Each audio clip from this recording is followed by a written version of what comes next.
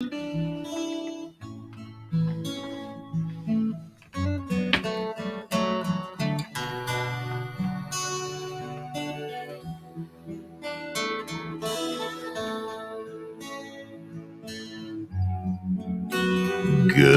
morning, good Easter morning to everybody out there listening. You know, when you hear this tune, it means it's 9 a.m. on a Sunday, and it's time for Lisa's Changing Perceptions with your host, Lisa Eflint, brought to you by the gracious support of Bremer Team Keller Williams, North Shore West, bremerteam.com, 847-456-6334. Again, 847-456-6334. bremerteam.com. They bring families home.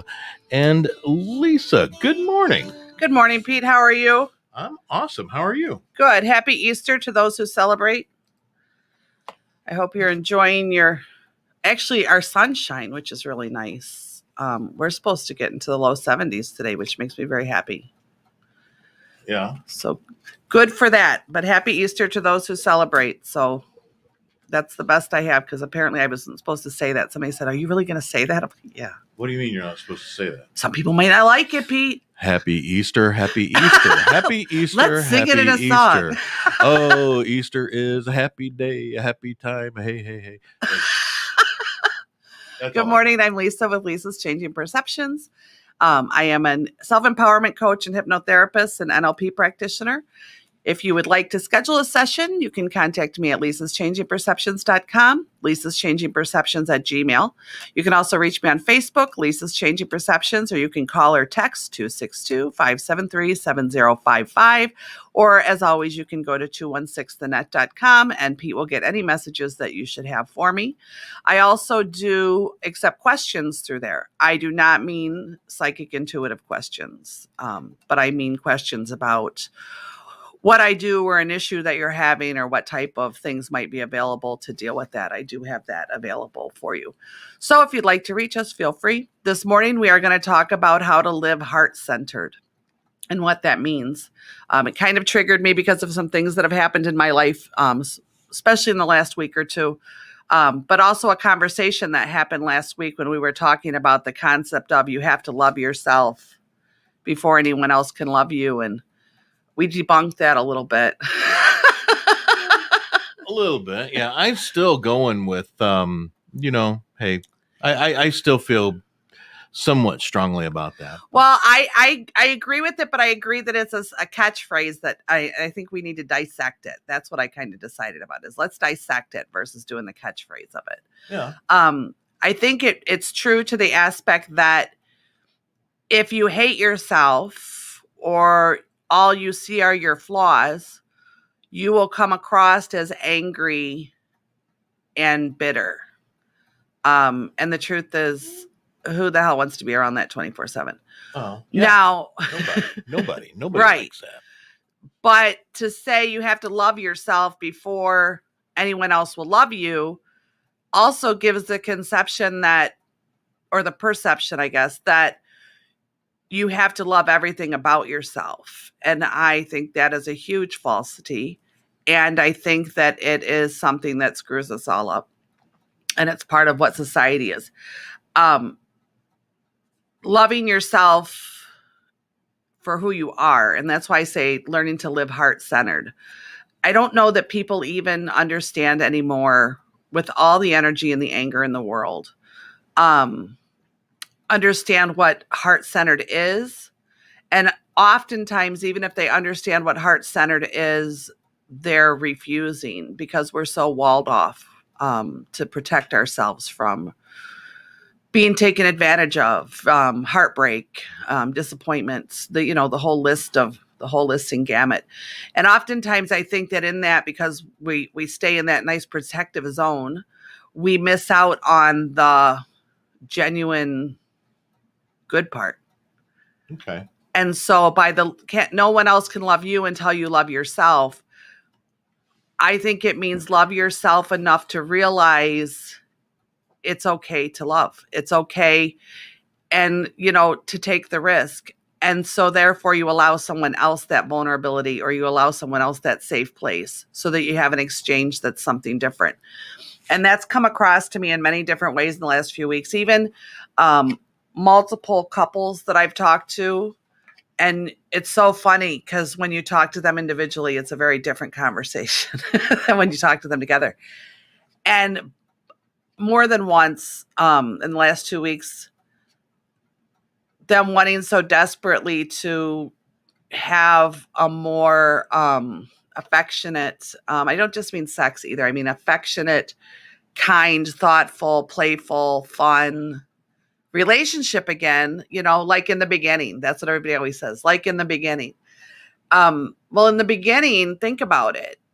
You're excited. Someone sees you. You see them. It gets your adrenaline going. You put a lot of effort into it. You're not afraid of the risk at that point. All the walls have come down and this is perfection, and you put out your best. And then you tend to allow life to take over and allow other things to distract you. So it's not that the person isn't the same person. And yes, I am well aware that there are people who put on bullshit facades. That's not what I'm referring to, because that's really not the high majority. It's that you took your focus off of all the good. You took your focus off the things that drew you in and put your focus on things that were going on around you and life circumstances, and you forgot about the good part. Well, the good part's why you started it. The good part's why you felt that way. And so maybe you're feeling rejected. Maybe you're feeling abandoned. Maybe you're feeling insecure. Maybe you're feeling whatever these things are. And rather than taking vulnerability to say, this is how I'm feeling, or, I'm feeling like I need, we're putting up a wall and assuming the other person is just bad or neglectful and that, they're not doing it. And in all of this, we're forgetting that we're not heart-centered. We're supposed to be heart-centered people. It is actually true that your heart communicates with your mind more than your mind communicates with your heart. That is actually a fact. And it's why the electrical system. Say that again. Your heart communicates with your brain. Now, are you talking, because this is something that drives me a little nuts. When you say your heart communicates with your brain, to me, the heart is an organ. And people use the word heart interchangeably to mean emotions. Is that, are we talking more? No, I'm talking about your heart as a communication source. Because why do you think when something really hurts you, you physically feel it here? I don't. Wait, well, we'll talk about your walls on another show, Pete. I physically feel those kind of things in another in your area. gut. Yeah, down here. Which is another. Actually, if you go to the Oriental, the Eastern medicine thing, they say that your brain is actually in your belly, not in your head. Huh. So there's a whole medical dynamic to that. But when you feel love or you feel happy, you get a tingling sensation. There's the sensation of heart energy. You feel it in that heart area, and your heart is communicating love to your mind. Again, Pete, listen, we will have a session to find out where you're. I don't actually feel that Anybody way. Who took the time to listen Easter morning, please confirm to Pete that the average human being actually feels their heart. Okay. All right. More so than just the beat. Yes, correct. Okay. All right. Correct. And then, so even take away the physical sensation, we make decisions based on our mind. And we've talked about the unconscious mind and the issues that it has. And we make these decisions based on our mind, and we don't go into our heart space to make these decisions. So in other words, we make decisions on what we're going to do based on sometimes what we're going to receive back out of it, or how it's going to make us feel, or in truth, the level of risk involved for us. That's conscious decisions sometimes unconscious decisions. But we don't go into our heart space. And oftentimes we miss out on a lot of life when we have our heart space too blocked off. Not that I'm looking at anybody in particular. Staring dead at me over here on the producer booth. Yeah. And we don't remember that there's another person involved. And that other person is and this is not a religious statement. This is a just fact in my world statement. Every person you encounter, whether your energy frequency meets with theirs or not, whether there's someone you choose to have in your life or not, regardless, is another spirit in a human body trying to get through the bullshit of life. Okay. Okay. And it's perceived by everybody differently. We've talked about that many times. It's perceived about everybody differently.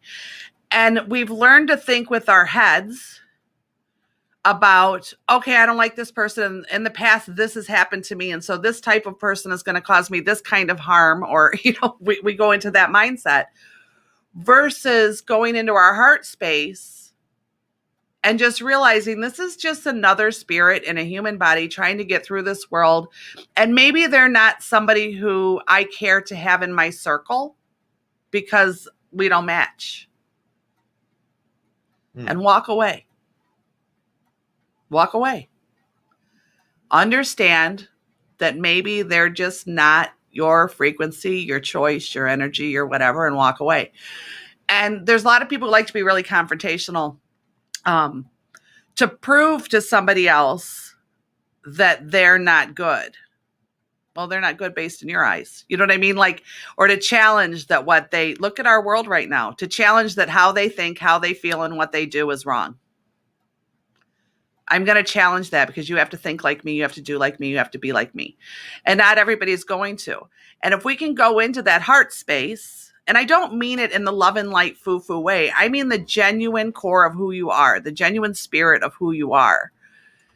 And realize and look at somebody from the perspective of they're just another spirit in a body trying to get through this crazy old life. And they're just not somebody for my circle. The statement of love everybody, another statement I can't get behind. I don't know that it's possible to love everybody. No, I'll agree with you on that one right there. But it is possible to do no harm. Well, yeah. And so by loving yourself enough, you're offering the grace for another human being to just not be your cup of tea. And not have to wall yourself up and guard yourself. Because if you're having to wall yourself up and guard yourself and protect yourself from every human experience until you've decided whether it's safe or not, you're going to miss out on a whole lot of human experiences. And the truth is, in that situation, the problem isn't them. No. The problem's us. When we're so walled off. And I do not say that, just for the record, I do not say that from a soapbox. I say that from a place of, holy crap, Lisa, you don't like yourself very much. And look how cold you are. And not cold in a mean way, but cold in a, you don't really, or you're not really, I have a ton of friends. I've said it a million times. Mm-hmm. I am so blessed to have more actual people in my world that I could contact and would give me the shirt off their back. Truly. And I do not consider it some big worshiping of me. It is a blessing from the universe to me. But to actually let them in is a lot harder because I realized how much of that I wasn't allowing in, how much of that, how did I behave with this group versus this group versus this group? And now I finally, after much self-analysis and self-ridicule and everything else in the sun, gotten to the point where truly, and Pete always validates me, I am this all the time. Yeah. Job interview, work, radio station, bar, board meeting. Like this is me. But it took a lot of time to get there. And it took a lot of work to get there. And it took a lot of confidence to get there.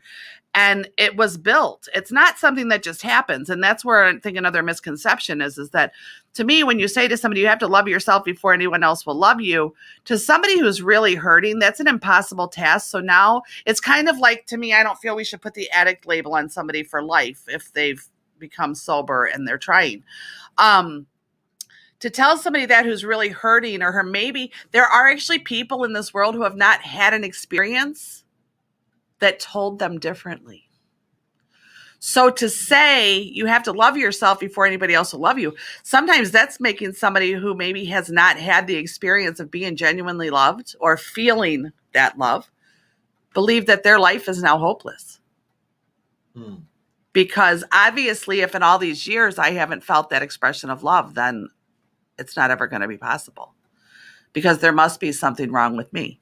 There must be something wrong with me if all these other people are having this experience that I'm not having. So living your life heart-centered is just, to me, in my opinion, is to just learn to ask yourself, how do I feel about this? What is my choice in this? And here's the hard part, deflecting out what anybody else is going to think. Because the first thing that will happen is you'll start wondering, well, how will this look? What will this look like to this? What will it look like at my job? What will it look like to my spouse? What will it look like to my boyfriend? What will it look like to my kids? Whatever it is, you know what I mean? You'll start going, okay, what would all this look like? And here's the thing. You can all say you don't do that, but I promise if you pay very close attention to your experiences and your thought process, you'll realize how much of our thought process is based on other people's opinions. And so to me, living heart-centered means that's going to be your response, but then stop and go, okay, but what do I feel about this? What is my opinion about this? And oftentimes we're not going to know in the beginning. We truly don't know in the beginning because we've been kind of trained and conditioned that there's certain ways to be seen or be judged. Even little kids. Bullying, teasing, whatever it is. What if that's your first thought in almost every situation? What, when you're examining how it's going to make you feel and what it's going to give, then you have to ask is that like super selfish? Is no. that like super self-focused? No, but how do I do this?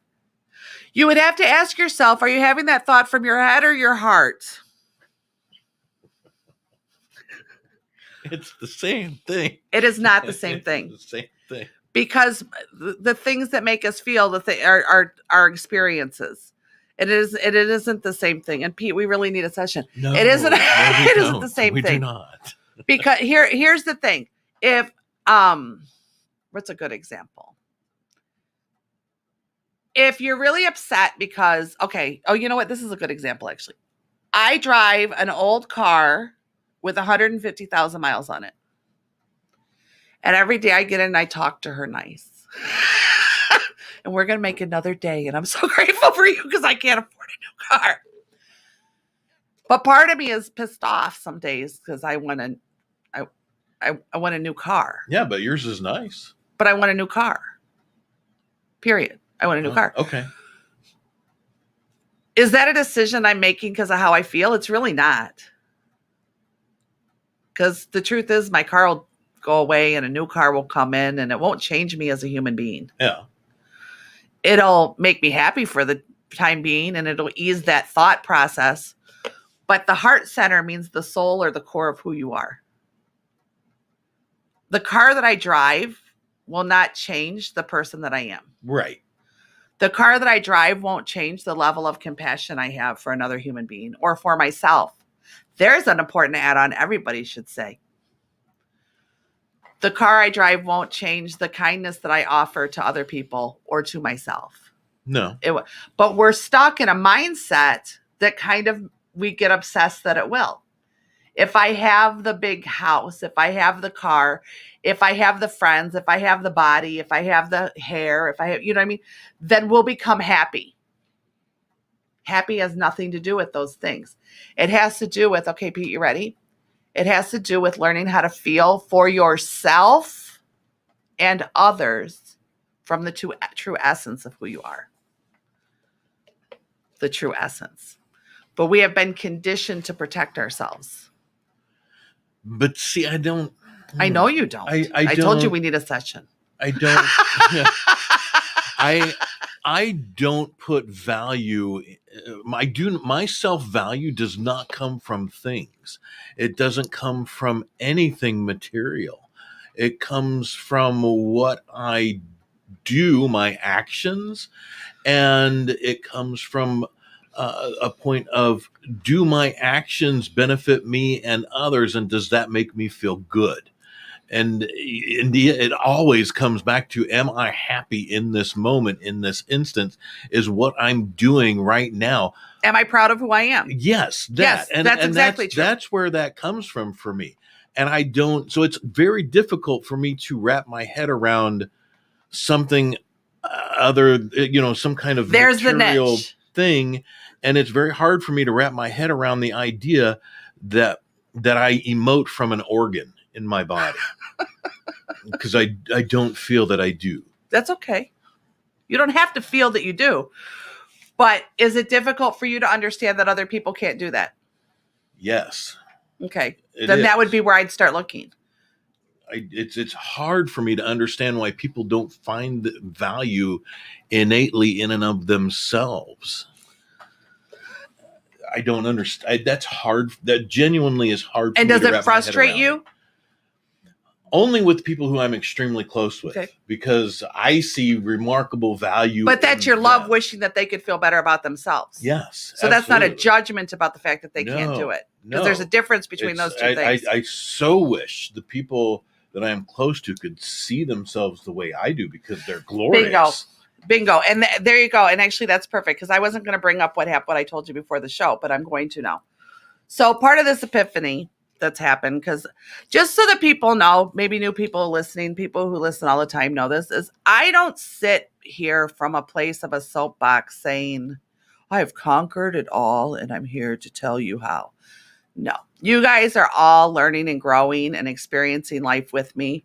I've gotten to a certain point and I have a field of study and interest and a so-called gift that has allowed me to see it from a certain perspective. But I'm learning and growing and doing all these things in front of you all every week. This is an experience for me too. And so what happened, and I wasn't going to talk about this on the air, but now I am because of what Pete said. I have had battled body image issues, and I've told people that part of my hair is fake because I put myself in such a stressful situation that my hair actually fell out. It's growing back though, by the way. It is starting to grow back. But my hair actually fell out, and so part of my hair is actually fake right now. It's clipped in. And I look at what I call it I'm not going to stand up on the air, but I call it my cat sag, which is my my lower belly after 3 pregnancies and, not taking great care of myself. And that was the things I was seeing. And I battled these things every week, which is why I could never be on the Jumbotron, which actually I'm getting past that. I'm not quite there yet. Don't you dare turn it on. Okay. I'm getting there though. All right. And I battled these things. And every day when I would get up and I would get ready and I would put my hair on and I would make sure my shirt hung just long enough to, you know what I mean? And I'd be like this, fidgeting and doing all these things. It became my obsession. And then over the last week or two, I have a relationship in my life that is a blessing and a curse. That's how I put it, because it's one of the most difficult, struggling, mirroring, semi-toxic, heart-wrenching, debilitating, difficult things I've ever had to face. And from somebody who has lost a child and a husband, that's a really huge statement. That's a really huge statement. But it's also one of the most growth-filling, love-centered, self-reflective, pull up your garbage and look at it dynamics I could have ever asked for. So there's really some balance in it. So in this process, it has forced me to reevaluate how I see myself and the things that I look at. And it's funny, what's caused me to do that is the challenge against it. The challenge of somebody who can easily point out my mistakes and my faults. And for a long time, I absorbed that. And then finally getting to the point, this is what I tell people don't understand. You have to get past mad. Healing starts when you get past mad. Yeah. You have to hit mad because the adrenaline has to build. That feeling has to build. But then you have to get past mad, because when we try to do this while we're still in anger, it won't work. Right. And what we're putting out is deflective, is projecting, is anger, is hurt. So you have to get to the point where you are finally past mad.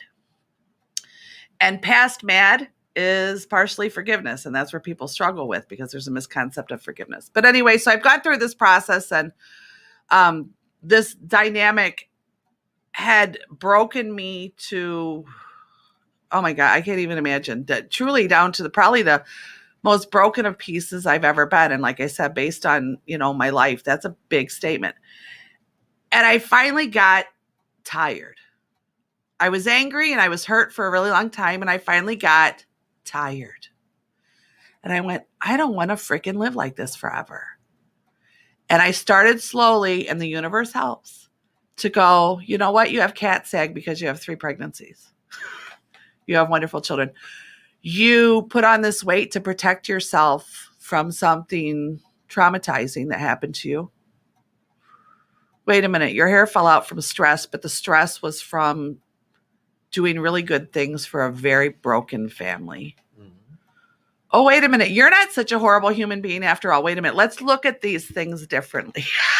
Let's look at these things differently.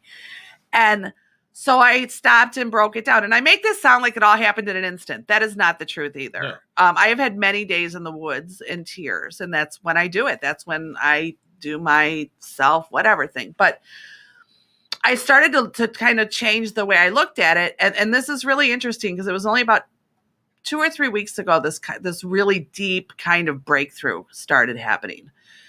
And I went, oh, I see why I did all these things. And I said, oh, you know what, body? Thank you. Thank you for protecting me. But I don't need this weight to protect me from predators anymore. I am a confident, strong person. And you know what, hair? Oh, I'm so sorry I did that to you, because you got to remember too, I had the 1985 big hair for 40 years. So it was who I was, you know? And that's really interesting that right around the same time is when it all happened, is that my identity was my kind of big hair. People even teased me about it, but I didn't care, and my identity fell away. My hair fell out. My identity fell away. And so all these things were breaking down and first forcing me to see these things.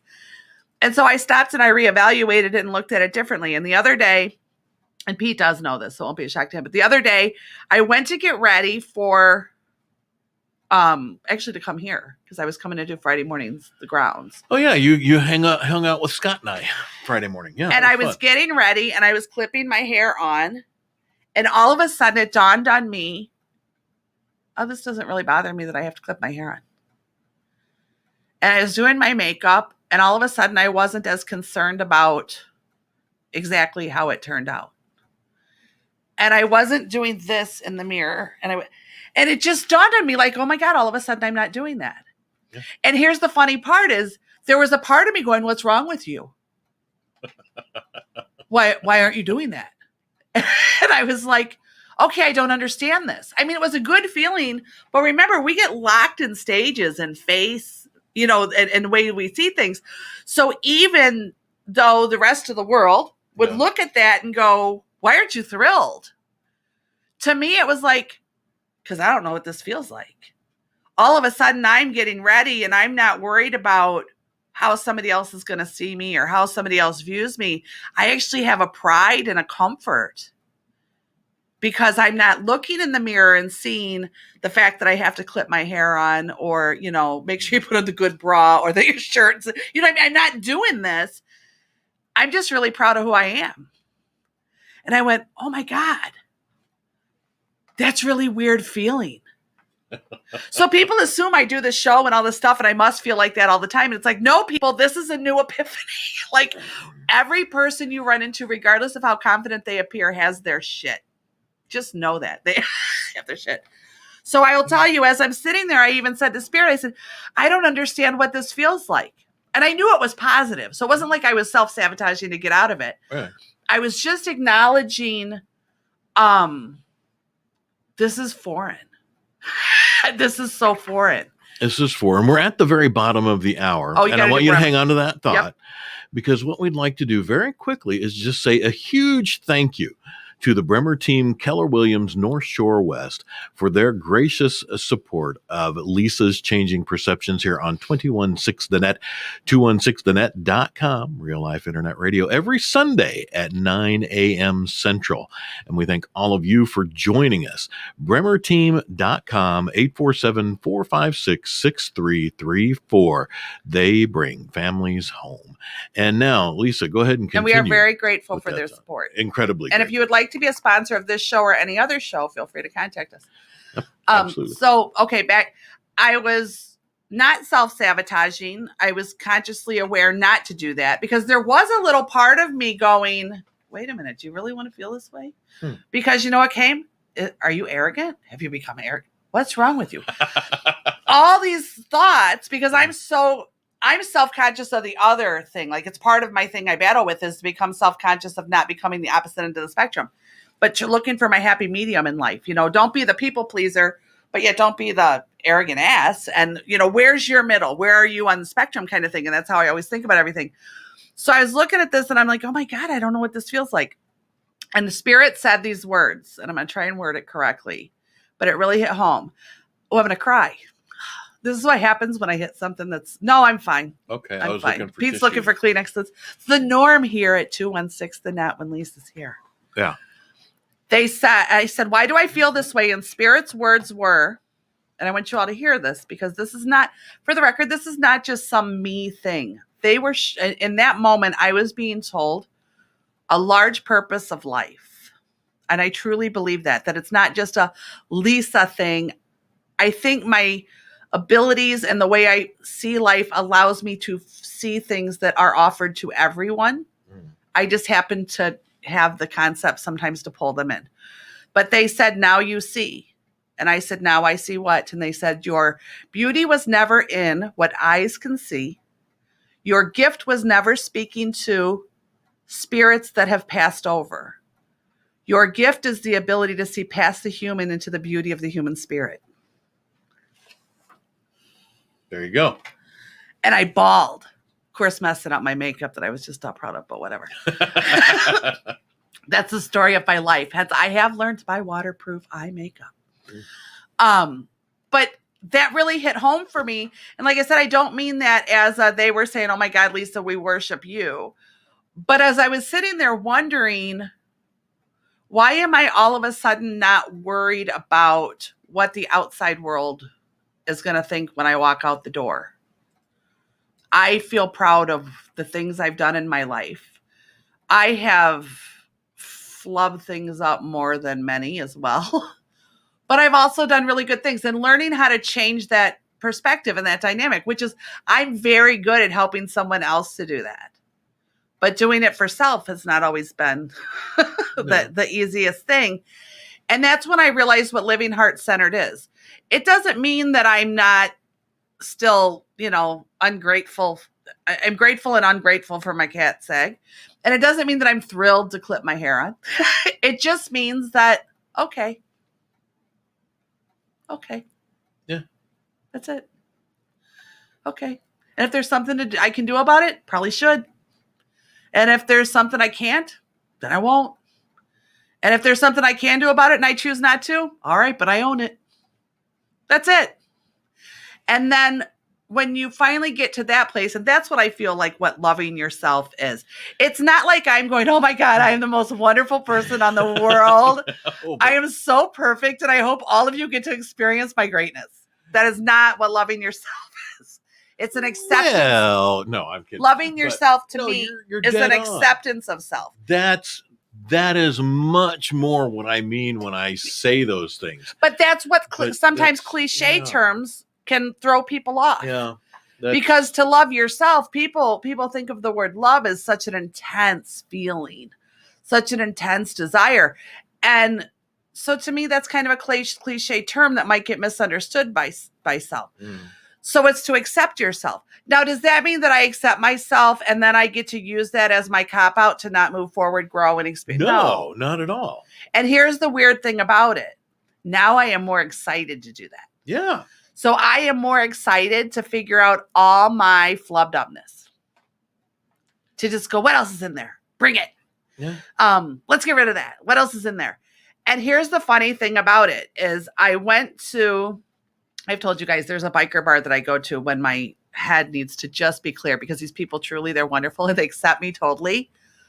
All my weirdness. And I dress like this, my hair, they don't care. I've shown up in my pink leather jacket. They don't care. And I love this place and I know most of these people, but I go there when I need to not think because shocker, I know I'm an overthinker. You don't say.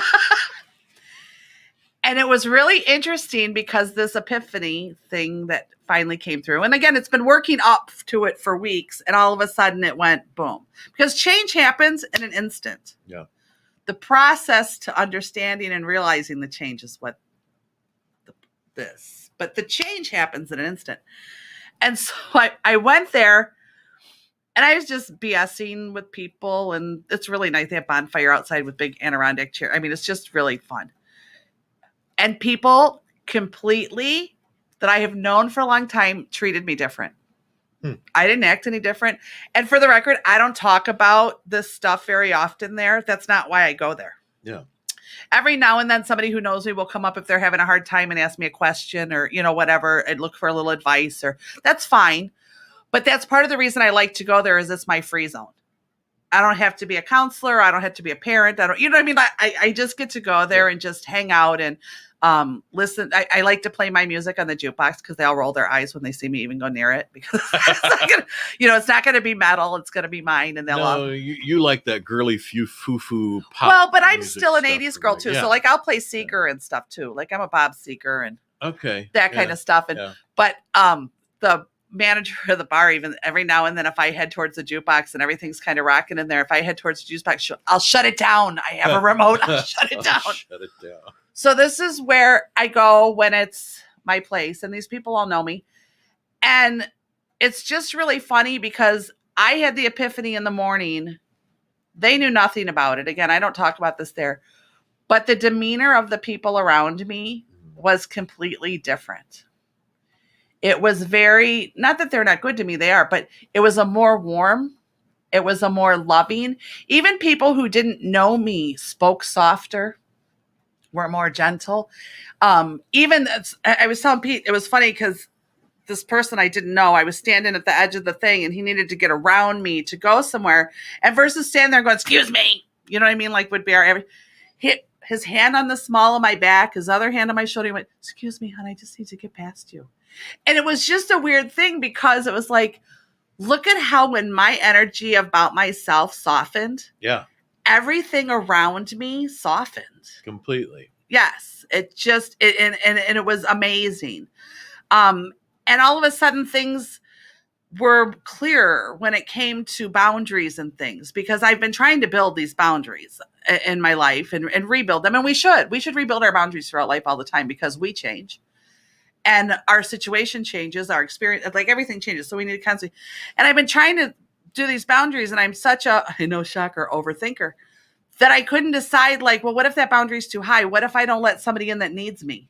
It was always about, what if I'm supposed to do something for someone else? And when I went back and even looked at that, it was like, oh, Lisa, how many penance do you frickin' have to pay? And that, it sounds silly, but that's what it is for a lot of people unconsciously. Is if I do enough good things, all those bad things that I really tell myself and nobody else hears, maybe they won't matter anymore. Maybe I'll have overcome them. Maybe the scales will balance. As though, I don't know whatever word anybody wants to use for it. I say spirit, but whomever you believe is out there. As though they're up there with some scales. There you go. Yeah. There you go. And Matt Kahn, he's a spiritual speaker. But he said something funny. He said, I love it when people come and say that they don't deserve to be happy and they don't deserve to have self-acceptance because of the things that they've done wrong, or they thought negative for a couple of days. Because the love and light thing that says, say positive things and positive things will happen. No. Do positive things and positive things will happen. You have to take action. You can't just sit there and say it or just sit and think it. Yes. And here's a news flash. If you do positive things with expectations of return, you're not doing positive things, you're paying. Totally different. Yeah. Totally different thing. And he was talking one day, and I totally I don't agree with everything he says, but he's funny. So I like to listen to him because he has a sense of humor. And he says, it's funny. He says, so I was talking to this person and they were so upset because they had a depression that lasted like 5 days. And they said that when they were there in their depression for 5 days, they had laid in bed and thought really negative thoughts. So because of what some people believe, they've now sent all this negativity out into the universe. And now how are they going to make that up? How are they going to, like now all of a sudden that side of the scale is really heavy. And now what am I going to do? I wasted 5 days of life. I'm going to have at least 5 days of misery handed back to me because I had bad thoughts. And I'm laughing because I don't agree with that at all. Like, that's not how I see it at all. And he said it perfectly. He goes, so here I am talking to this percher, and I'm picturing God up there with this big old wheel. Up, 5 days, 5 days. Oh, we're taking their soulmate. They had a soulmate all lined up. Next week, they were going to meet them. Their life was going to be flipping perfect. And for 5 days, you had negative thoughts. Shame on you. And I laugh because that is really kind of how I see it. And I think that whether you're spiritual or not, I mean, I know I'm spiritual and I follow some of these spiritual things, but that is kind of how many of us think when it comes to looking at our mistakes in life. I don't deserve this. I have to pay penance. I have to pay whatever. Now, if you've done something unkind or wrong, okay, there's a difference between doing something unkind and wrong and doing something that didn't turn out well. Yeah. And the difference between those things are, what were your intentions? If you had good intentions, but whatever the little child voice in your head was an ass that day, and you did something stupid, but you didn't mean to do something. See what I mean? There's all different ways to look at it. But regardless of good intentions or bad intentions, if you wake up the next day, you have the ability to fix it. Now, you may not be able to go and fix that exact situation. Maybe it's a relationship, and maybe you can't fix that relationship, and that's sad, but maybe that's meant to be your reminder in life to not repeat that process because you continue to feel that loss, or, whatever. Similar to why I have become heartfelt was my husband dying was what made me take my walls down and go, wow, you had a really good marriage, and look at how cold and walled off you were. Do you really want to do that and have that apology for him and open up to that and be willing to do that? I can't make him be alive again. No. But it's my reminder of that's a mistake you don't want to repeat. Were my intentions good in my marriage? Of course they were. They really genuinely were. But I wasn't in a mental or emotional position to be unguarded and vulnerable. I was still and life has broken those things down, and now I've become semi-unguarded and vulnerable. Yeah. And it's allowed that process. But there's this thing about these penance. We have to pay these penance. And we only look at all of those mistakes. So the reason I'm even talking about this is when I looked in the mirror and I was putting on my hair and realizing I was okay with that. It's not that I still don't have regrets. It's not that I still don't have sadness. It's not that I still don't wish certain things would have turned out a different way. I certainly do. And I even have moments that I'm sad about that. The only difference was I learned to go, but you're a good person. And there you go. Your intentions are pure. I'm not an angel. I'm not a saint. I have a temper. But the core, the heart center, the place I live from now, and I can't say I always have, so I'm not even pretending I was born some angel. The place that I live from now, because of the experiences, which include the mistakes, I'm a good person. And finally saying, you know what, that's enough for me. Because you know what, it doesn't have to be enough for Pete or for the guy down the road or for the lady at the grocery store. It doesn't have to be enough for any of that. And here's newsflash. It doesn't have to be enough for your children. It doesn't have to be enough for your family. It doesn't have to be enough for anybody. Because at the end of the day, when this life is over, you are you. You're you. Your choices, your legacy. And that's another interesting topic. I just want to make sure we don't run out of time. Oh no, we got loads of time. Your legacy. People, when I hear people talk about, but I want to leave for my children a house, car, money, ring. What if you left your children memory, foresight, strength, kindness, compassion, accountability. Yeah. What if that is what you left? What if when your number's up and your family talks about you, they didn't talk about the car, the house, the money? Now, don't get me wrong. I'm as much for all that stuff as anybody else. But at the end of the day, I want my children to look back and say, but who's making fun? Is Kent on there? No, not at all. You actually have Denise Maple, and she said, Lisa, the funny thing is that I thought you looked extra cute this morning when I first got on. And then after listening to the topic, it makes sense. So you're now exuding that self-acceptance that Right. you received, and it simply comes across. Thank you, Denise. There you go. Because and just thank you, Denise, genuinely. But the truth is I didn't do my hair any different than I ever do it. I didn't do my makeup any different than, you know, like I'm literally, I'm not dressed any different. I'm wearing a necklace that was a gift from one of my clients, which is my favorite, and I wear it nonstop. Please let them know that I wear it nonstop, like it is nonstop worn. It's one of my very favorites because I love it. And so, yes, it's just the energy of what you put out there, and finding that. But I'll get teary again. Here we go. My oldest daughter said to me one day, I was so tired, and I've talked about this on the air before, and she was visiting from college, and I was in a kind of a dark and sad place. And I said, I'm so tired, Michaela, I'm so tired. I said, I'm so effing tired of doing the right thing when it's so freaking hard and sacrificing. And I meant that. Like, I just meant that. And she said, of course you are. That's why most people don't do it. And I just looked at her and I said, well, maybe I should quit doing it. Oh, I'm going to cry. She said, then you wouldn't be my mom. That's okay. No, honey, I don't need Kleenex. I wear waterproof makeup now. And she really did respond. And you'd have to know my oldest daughter. She's not the sentimental one. My younger one is. My younger one is a mini me completely.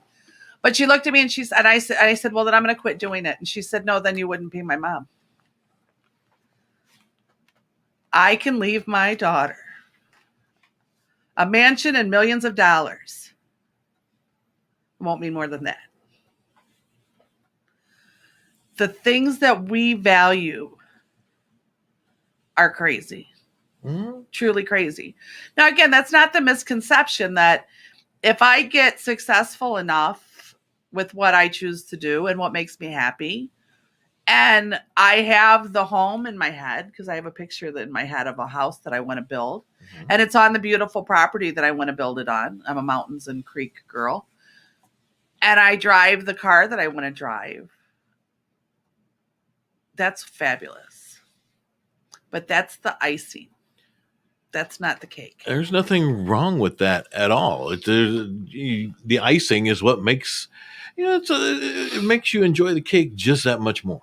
One of the analogies I use with clients sometimes with this is I have them make a list, because sometimes we misconstrue what happiness is, and we think that it is the things. And so when people say, well, I'll be happy if I have a certain car. Okay, well, in 3 or 4 years when that car's dead, you back to miserable again? You're going to resurrect it? What are you going to do? It's the icing. So I tell people, I say, it's kind of like building a sundae. So if you put ice cream in a dish and then you top it with the whipped cream and not whatever it is your choices are to put up on top of there, it's an ice cream sundae. So the ice cream's your base, right?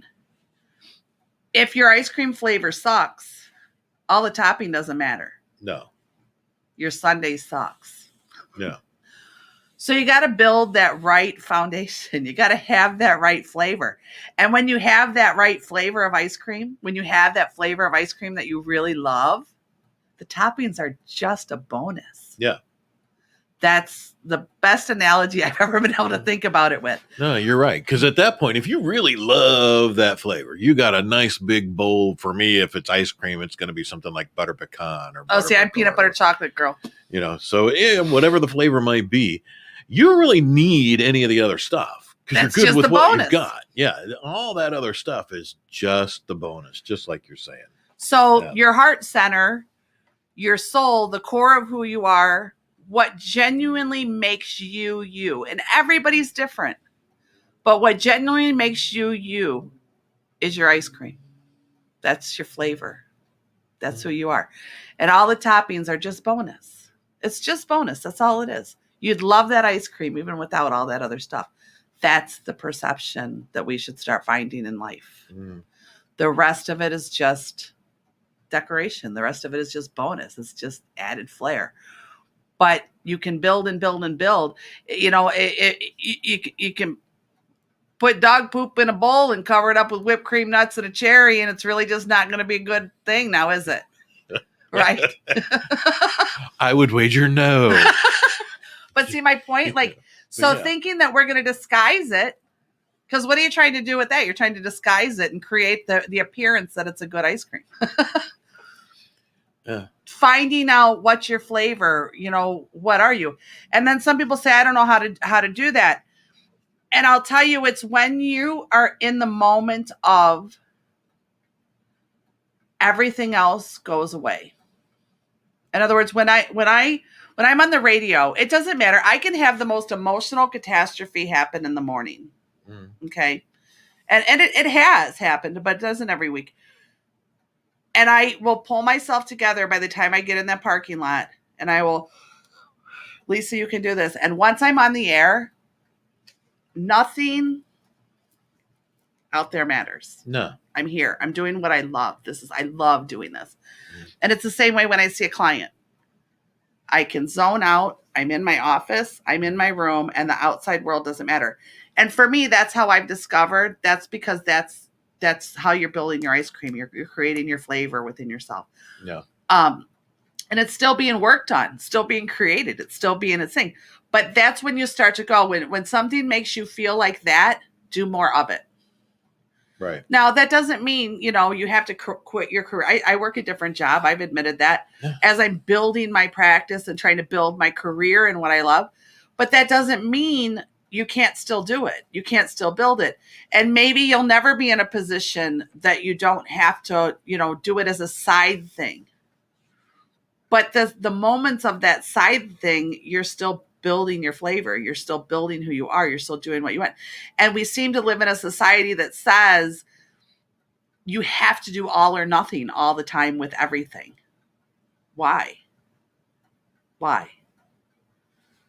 Isn't it just as valuable? Isn't it just as important if you find peace and happiness for an hour a day, or, you know, whatever it is for each individual person?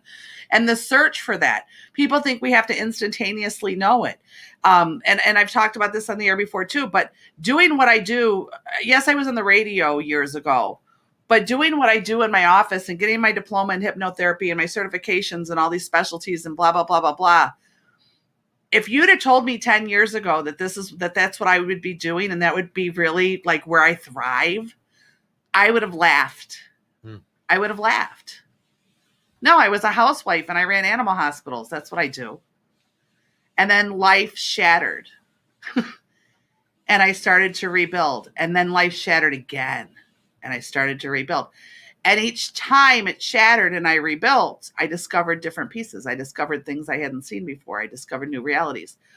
And so it kind of is going there, because I laugh. And when I'm working or what have you, and I tell people I work a different job, I'm like, yeah, because I, at 50 years old, thought I would go back to school for something that people don't understand and, you know, start a practice with it and spend a ton of money on it, tens of thousands of dollars on it, because I'm really brilliant. And I do it as a joke. Yeah. But in truth, I would tell you it was really brilliant, because those are the moments that save me. Those are the things that make me feel like my flavor's turning out pretty well. You know, there are those moments of discovery. And so the search for that thing, again, if you're looking for it, and in the first thought in your mind is, but how long will it take? What will it cost? What will I have to sacrifice? And how will other people see it? You're not here. You're not looking at heart-centered. Right. You're not. And so it's who you are. You and I aren't going to see the same things as, you know, favorable, or we're not going to take on the same challenges in life. We're not going to look at the same things and say that that's worth it. But maybe, just shocker, maybe we're not supposed to. Maybe because there's so many different types of people with different types of backgrounds and different types of dynamics, maybe other people have flavors that mix with ours and other people don't. Yeah. And you just move on with that. And your flavor doesn't have to be the best. And everybody else doesn't have to appreciate your flavor either. Not at all. I mean, you may be somebody that likes, maybe a blueberry waffle cone kind of ice cream, which I would go, I don't want blueberry waffle cone ice cream. All right, I would be with you on that one. But someone else may look at that and go, oh, this is the best stuff I've ever had in my life. Right. So everybody's flavor is a little bit different. And this whole battle to be seen in the world right now, and this whole battle to be accepted, and this whole battle for people to think that how they feel and how they think is the most important thing in the world. I'm going to tell you right now, and this will not be popular. And truthfully, I don't care. Because guess what? I have an opinion too. It's a whole lot of people who have their inner toddlers stomping and screaming. I've never been seen. That's just the way it is. And part of that is obvious reasons that, we don't need to get it over. And another part of it is that truly we have created a world and a society where the more people see you and approve of you, the better you think you are. Think about it.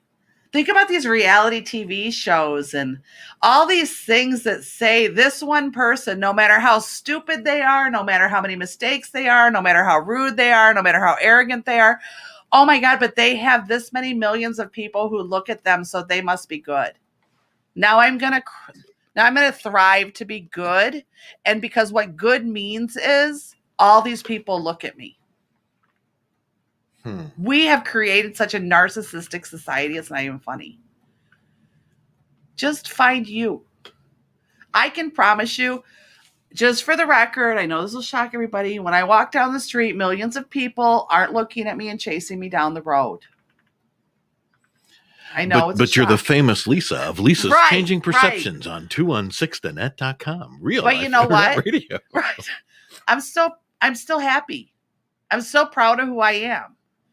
And maybe I'll touch the life of one person, or maybe I'll touch the life of 100. Maybe I'll touch the life of 1,000,000, but I'll still be happy. And that's where I think people are really struggling right now. And with all these dynamics of all of these people trying to find fault in everybody else for not seeing who they are, stop. If we begin to learn to see who we are, and we become proud of who we are, even within our mistakes, and we don't spend our life trying to make all these penance or prove our value from the eyes of others, we really feel a lot better. We really, really feel a lot better. And in this weird dynamic relationship that I was talking about, what I realized is that it wasn't my lack of value. It was their inability to see their value through my eyes. And that changed the whole self-perception of having to get approval. Yeah. So Pete's giving me the finger, which you guys, I'd say that all the time, but that means he's telling me time's running out. He's not really giving me the finger. So I'm going to just point out, for those of you on camera, how many people notice this little thing ticking in front of me? I put it here for a reason. Because as you sat here for an hour and you took some peaceful time to listen to me babble, and as hopefully some thought processes began, the whole world and the whole universe went on without you. Everything you thought was important and you worried about kept going. Everything that you thought you didn't have time for yourself for kept going. The whole universe kept moving and turning and going on, even though you just took an hour for yourself, hopefully had some epiphanies and self-reflection. The world will go on even if you take care of you. It will all happen. Everything that's supposed to happen around you will happen around you. And here's an interesting just psychological thing is, who couldn't take their eyes off of that long enough to see me and hear me? Because that would represent that you're too focused on the movement around you. You can't take your eyes off the movement around you. So just food for thought. It's not a criticism. It's just food for thought. Mm-hmm. If somebody's saying you're talking and you didn't tune in knowing I was going to have the weird thing on the desk, but if you tuned in for one reason, but you couldn't get your eyes off of the moving object, you probably missed 3/4 of what you actually tuned in for. Same thing happens in life. If we can't stop and settle and focus on what we tuned in for, what we're here for, what our purpose is, and we can only focus on all the moving things around us that we can't control, you're going to miss 3/4 of it. So that's why I bought my weird little thing. Happy Easter all. Pete's turning on the music as a bigger hint that I need to shush. So happy Easter all. Enjoy your afternoon. We're going to have nice weather here in the Midwest anyway. I hope you all do as well. Now's our awkward minute. And now's our awkward minute. Thank you for joining us for Lisa's Changing Perceptions. We'll be back next week, Sunday at 9 a.m. Thank you all for tuning in, and thank you to Bremer Team Keller Williams North Shore West for their support of Lisa's Changing Perceptions. Have a wonderful, wonderful, happy Easter Sunday. I should have worn some bunny ears. You think they'd take me serious, son? Why not?